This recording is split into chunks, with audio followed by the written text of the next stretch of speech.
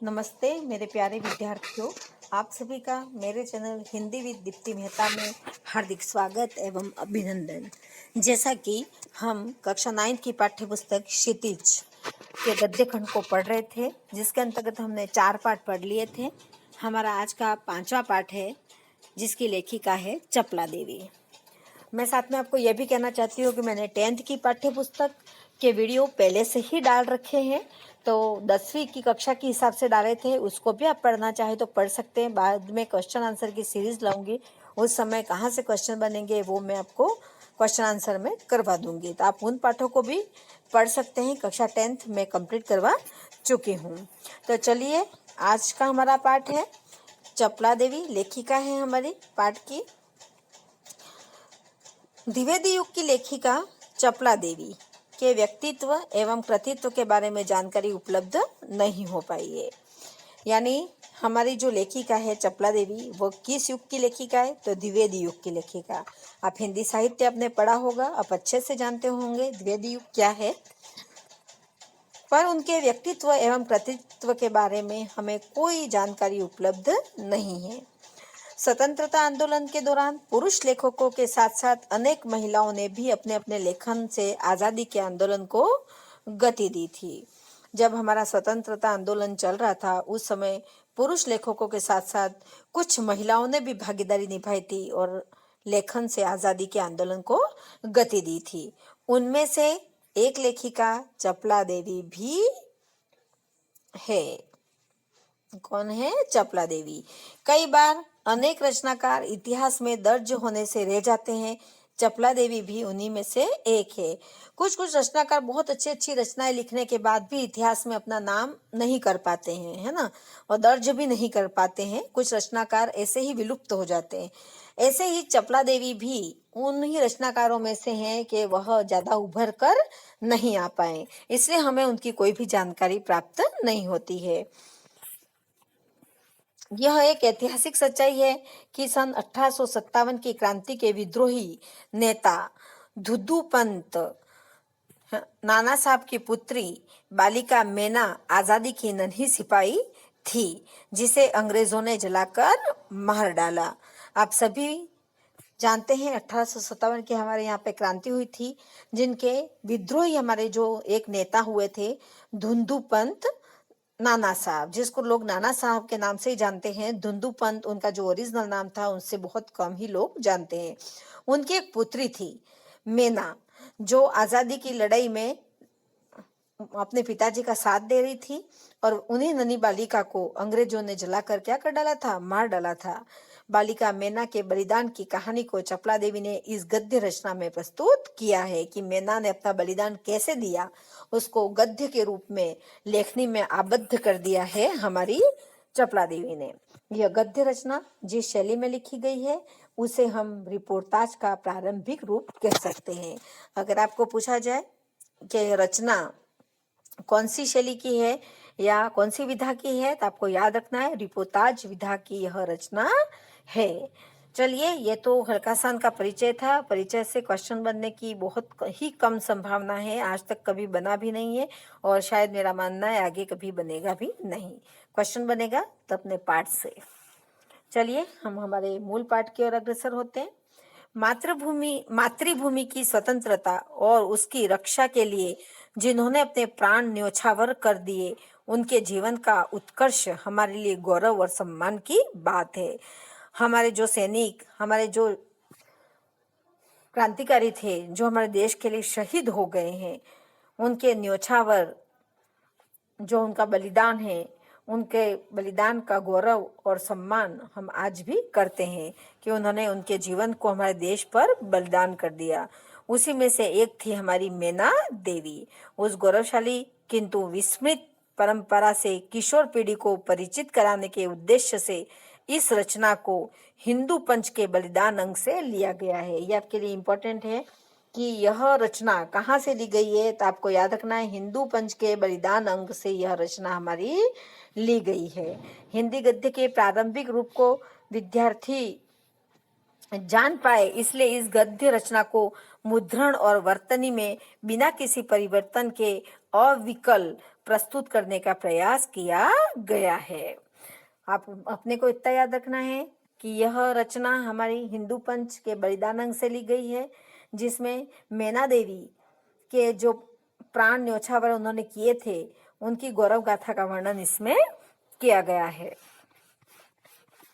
चलिए अब हमारे मूल पाठ की ओर हम अग्रसर होते हैं। हमारा पाठ मैना देवी से संबंधित है और ये है हमारी मैना देवी। नाना साहब की पुत्री देवी मैना को भस्म कर दिया गया, ये हमारा पाठ का नाम है। ठीक है, चलिए आइए जानते हैं इस पाठ में क्या कुछ कहा गया है।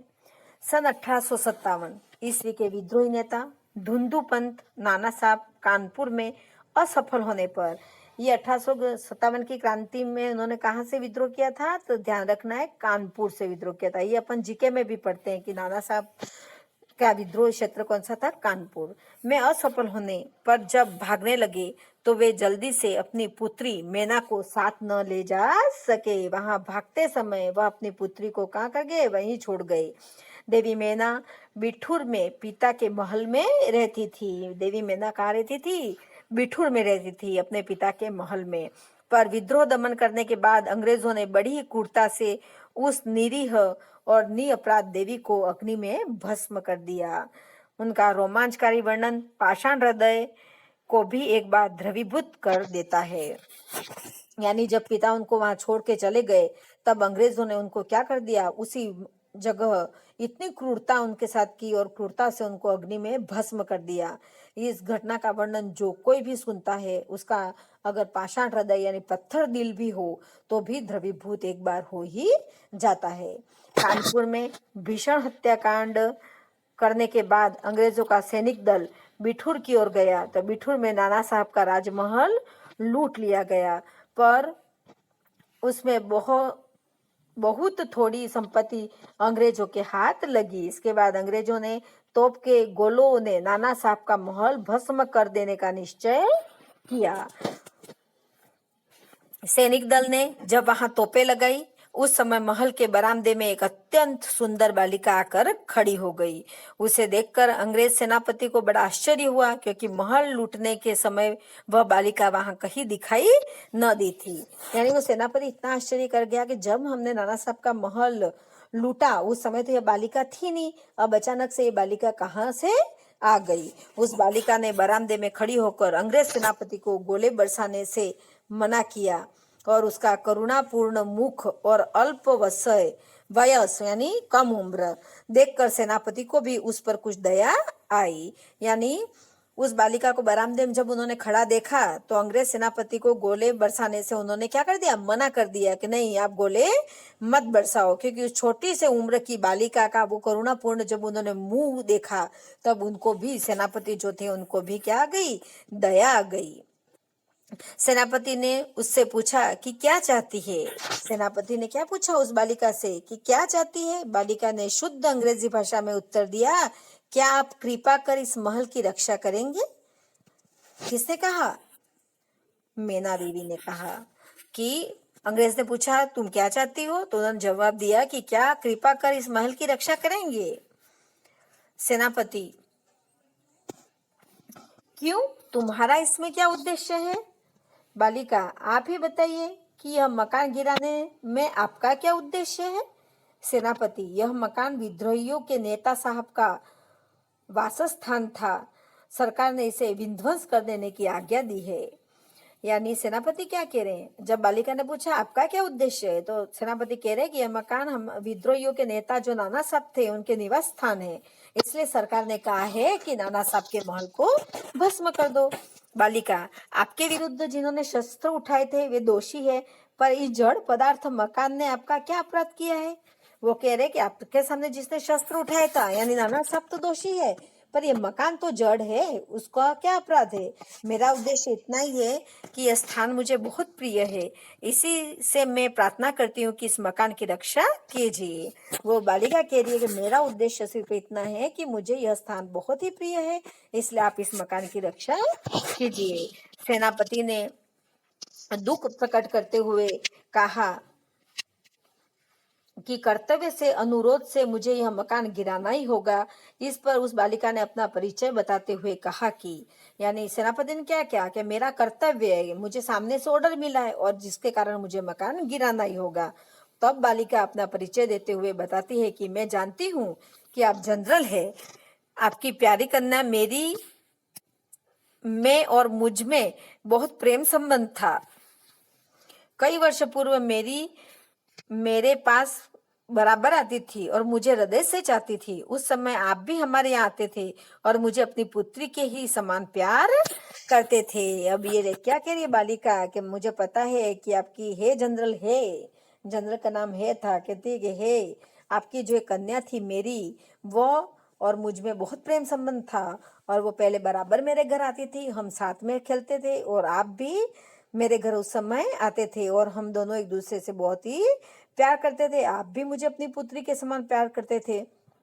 मालूम होता है आप वे सब बातें भूल गए हैं। मेरी की मृत्यु से मैं बहुत दुखी हुई थी, उसकी एक चिट्ठी मेरे पास अब तक है। वह कहते हैं, वह बालिका कहती है कि मालूम होता है कि जनरल साहब आप सारी चीजें भूल गए हैं, पर मेरी की मृत्यु के समय मुझे भी बहुत दुख हुआ था और उसका लिखा हुआ एक पत्र भी मेरे पास अभी तक उपलब्ध है। ये सारी बातें कौन कहती है? नन्ही बालिका। कौन? मैना देवी। यह सुनकर सेनापति के होश उड़ गए। उसे बड़ा आश्चर्य हुआ और फिर उसने उस बालिका को भी पहचाना और कहा, अरे यह तो नाना साहब की कन्या मैना है। सेनापति है कुछ क्षण ठहर कर बोले, हाँ मैंने तुम्हें पहचाना कि तुम मेरी पुत्री मेरी की सहचरी हो, किंतु मैं जिस सरकार का नौकर हूँ उसकी आज्ञा नहीं टाल सकता, तो भी मैं तुम्हारी रक्षा का प्रयत्न करूंगा। वो कहता है मुझे सब कुछ याद आ गया, मैंने तुम्हें पहचान लिया कि तुम मेरी बेटी की सहचरी हो, पर मैं जिस सरकार का नौकर हूँ उनकी आज्ञा को मैं टाल नहीं सकता, इसलिए मैं तुम्हारी रक्षा नहीं कर सकता, रक्षा करने का प्रयत्न करूंगा। इसी समय प्रधान सेनापति जनरल औटरम वहां आ पहुंचे और उन्होंने बिगड़कर सेनापति है से कहा, सेनापति का नाम क्या था? है। नाना साहब का महल अभी तक तोप से क्यों नहीं उड़ाया गया? सेनापति है ने विनय पूर्वक कहा, मैं इसी फिक्र में हूँ, किंतु आपसे एक निवेदन है, क्या किसी तरह नाना का महल बच सकता है? कौन कह रहा है? सेनापति कह रहे हैं कि इस महल को किसी भी तरह से बचाया जा सकता है क्या? औटरम, गवर्नर जनरल की आज्ञा के बिना यह संभव नहीं। नाना साहब पर अंग्रेजों का क्रोध बहुत अधिक है। नाना के वंश या महल पर दया दिखाना असंभव है।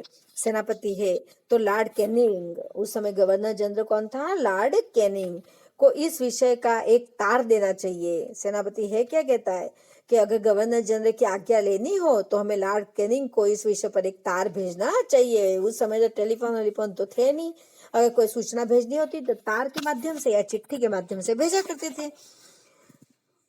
औटरम, आखिर आप ऐसा क्यों चाहते हैं? हम यह महल विध्वंस किए बिना और नाना की लड़की को गिरफ्तार किए बिना नहीं छोड़ सकते। सेनापति है मन में दुखी होकर वहां से चला गया और इसके बाद जनरल औटरम ने नाना का महल फिर से घेर लिया और महल का फाटक तोड़कर अंग्रेज सिपाही भीतर घुस गए और मैना को खोजने लगे, किंतु आश्चर्य है कि सारे महल का कोना कोना खोज डाला पर मैना का पता नहीं लगा। उसी दिन संध्या समय लॉर्ड कैनिंग का एक तार आया जिसका आशय इस प्रकार था। अब लॉर्ड कैनिंग का तार आता है, लंदन में मंत्रिमंडल का यह मत है कि नाना का स्मृति चिन्ह तक मिटा दिया जाए, इसलिए वहां की आज्ञा के विरुद्ध कुछ नहीं हो सकता। उसी क्षण क्रूर जनरल औटरम की आज्ञा सेनाना साहब के सुविशाल राज मंदिर पर तोप के गोले बरसने लगे और घंटे भर में वह महल मिट्टी में मिला दिया गया। जैसे लॉर्ड कैनिंग का तार आता है ना, उसी समय जब तार में लिखा गया था कि उनकी कोई भी निशानी नहीं बचनी चाहिए, तो उस समय क्या करते हैं, इनके स्मृति चिन्ह संपूर्ण मिटा देने। तो औटरम क्या कहता है, आज्ञा देता है और साथ में उस राज मंदिर मतलब नाना साहब के महल के ऊपर तोप के गोले बरसने लगते हैं और घंटे भर में वह महल है वो मिट्टी में मिल जाता है, सारी चीज है वो जलकर राख हो जाती है और नाना साहब की कोई भी निशानी नहीं बचती है। उस समय लंदन, ये लंदन यूं लिखा हुआ है, वो लंदन है, के सुप्रसिद्ध टाइम्स पत्र में 6 सितंबर को यह एक लेख में लिखा गया कि बड़े दुख का विषय है। कौन से लेख में, ये आपको बिल्कुल ध्यान रखना है। लंदन के सुप्रसिद्ध टाइम्स पत्र में 6 सितंबर मतलब 6 सितंबर, है ना, 6 सितंबर को यह एक लेख में लिखा गया कि बड़े दुख का विषय है कि भारत सरकार आज तक उस दुर्दांत नाना साहब को नहीं पकड़ सकी जिस पर समस्त अंग्रेज जाति का भीषण क्रोध है। जब तक हम लोगों के शरीर में रक्त रहेगा तब तक कानपुर में अंग्रेजों के हत्याकांड का बदला लेना हम लोग न भूलेंगे। टाइम्स पत्र में 6 सितंबर को एक लेख लिखा गया था और उस लेख में ये सारी बातें कही गई थी। ठीक है, सॉरी।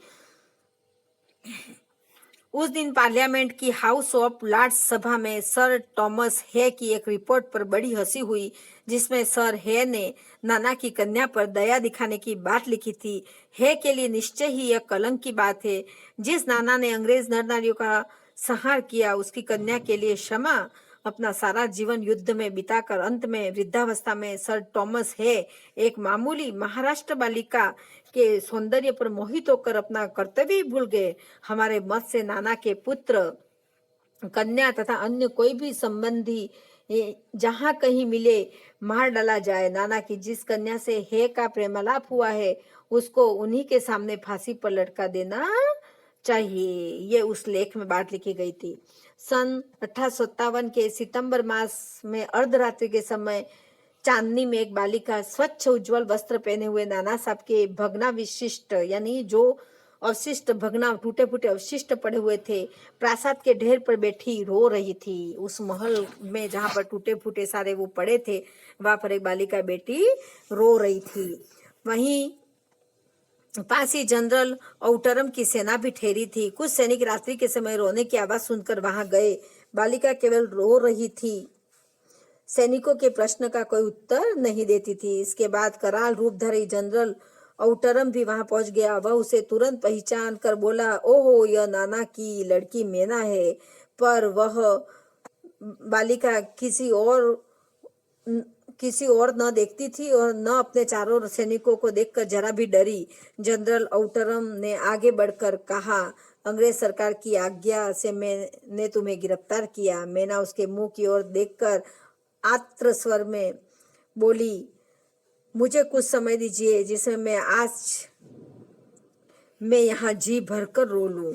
मतलब मैना अंग्रेज सरकार के, जब औटरम ने उनको घेर लिया था और उन्होंने कहा कि अंग्रेज सरकार का आज्ञा है कि मैं तुम्हें गिरफ्तार कर लूं, तब मैना क्या कहती है कि उनके सामने देखकर कुछ आर्त स्वर में बोली कि मुझे कुछ समय दीजिए जिससे मैं आज यहाँ जी भरकर रो लूं।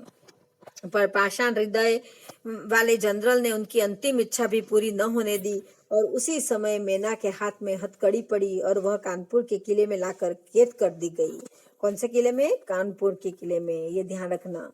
उस समय महाराष्ट्रीय इतिहासवेत्ता महादेव चिटनवीस ने बाखर पत्र में छपा था। किसके? महादेव चिटनवीस का कौन सा पत्र? बाखर पत्र। ये इंपॉर्टेंट है, ध्यान रखना। कल कानपुर के किले में एक भीषण हत्याकांड हो गया। नाना साहब की एकमात्र कन्या मैना धधकती हुई आग में जलाकर भस्म कर दी गई और भीषण अग्नि में शांत और सरल मूर्ति उस अनुपमा बालिका को जलती देख सबने उसे देवी समझकर प्रणाम किया। अंतिम में एक बाखर पत्र छपा महादेव चिटनवीस का, और उसमें उस बालिका के बारे में लिखा गया कि कानपुर के किले में एक भीषण हत्याकांड हुआ और नाना साहब की एकमात्र कन्या जो मैना थी वह उस आग में जलकर भस्म हो गई। जो इतनी शांत और सरल मूर्ति में दिखाई दे रही थी, अनुपम दिखाई दे रही थी जलते समय, और सबने उस देवी को क्या किया? प्रणाम किया। और यहाँ पर यह पाठ समाप्त हो जाता है। बहुत ही दर्द से भरा हुआ पाठ था जिसमें नन्ही सी बालिका को जलाकर भस्म कर दिया अंग्रेजों ने हमें बहुत ही दुख दिए हैं। उसमें ये सबसे बड़ी ही दुखद घटना है कि एक छोटी सी बालिका को जलाकर भस्म कर देना। अब आइए हम देख लेते हैं, ये तो छोटा सा कोई चैप्टर दे रखा है, हमें इससे कोई मतलब नहीं है। अपन देख लेते हैं शब्दार्थ। ठीक है, अल्पवयस मैंने आपको बता ही दिया था, वो बालिका कम उम्र की थी, अल्पवयस थी। भग्नाविष्ट मतलब खंडर जो टूटा फूटा बचा होता है, और इतिहासवेत्ता, इतिहास का जानकर। एक अपने पाठ के अंतर्गत हिंदू पंच शब्द आया था, एक पत्रिका का नाम था जो, उसके बारे में अपन थोड़ी सी जानकारी प्राप्त कर लेते हैं। अपने समय की चर्चित पत्रिका हिंदू पंच का प्रकाशन 1526 में कलकत्ता में हुआ, क्योंकि यहाँ से भी प्रश्न बन सकता है, हिंदू पंच नाम आया है पाठ के अंतर्गत, इसलिए। इसके संपादक थे ईश्वरी दत्त शर्मा। हिंदू पंच के संपादक याद रखना आपको। 1930 में इसका बलिदान अंक निकला, जिसमें अंग्रेज सरकार ने तत्काल जब्त कर लिया। उनके कौन सी पत्रिका को? बलिदान पत्रिका को उन्होंने, अंग्रेज सरकार ने 1930 में जब्त कर लिया था। चांद के फांसी अंक की तरह यह भी आजादी का एक महत्वपूर्ण दस्तावेज है। इस अंक में देश और समाज के लिए अपनी जान न्यौछावर करने वाले व्यक्तियों के बारे में बताया गया है। ठीक है, जैसे चांद के फांसी अंक की तरह ही यह भी बलिदान अंक, हिंदू पंच का बलिदान अंक भी बहुत ही महत्वपूर्ण था, जिसे सरकार ने क्या कर दिया था? तुरंत ही जब्त कर लिया था। बस यहीं पर आपका पाठ समाप्त होता है। आपको मेरा पढ़ाना अच्छा लगा हो तो आप मेरे वीडियो को ज़्यादा से ज़्यादा लाइक करें, मेरे चैनल को सब्सक्राइब करें, वीडियो को ज़्यादा से ज़्यादा शेयर करें। जय हिंद, जय भारत।